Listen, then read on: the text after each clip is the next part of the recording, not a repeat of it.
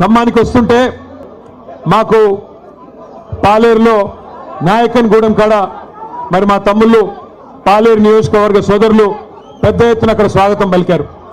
ఉపేందర్ రెడ్డి గారు నాతో పాటు హైదరాబాద్ నుంచి వచ్చినారు.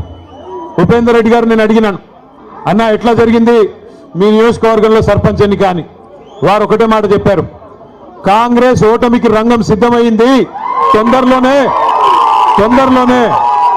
పల్లెల్లో ప్రజలు భరతం పట్టడానికి సిద్ధంగా ఉన్నారు. తొందరలో కార్పొరేషన్లో కూడా అదే జరగబోతోంది, మున్సిపాలిటీలో కూడా అదే జరగబోతోంది. తప్పకుండా మళ్ళీ ఈ క్వార్టర్ ఫైనల్స్ లో మంచి ఫలితాలే వచ్చినాయి. సెమీఫైనల్ రాబోతోంది. ఆ తర్వాత ఫైనల్లో మాత్రం తిరిగి ఖచ్చితంగా ఖమ్మం జిల్లాలో ఈసారి 7 నుంచి 8 స్థానాలు గెలుచుకొని మళ్ళీ కేసీఆర్ గారు ముఖ్యమంత్రి కాబోతా ఉన్నారని చెప్పి పెద్దలు ఉపేందర్ రెడ్డి గారు చెప్తా ఉన్నారు. ఇది నా మాటో మీ మాటో కాదు.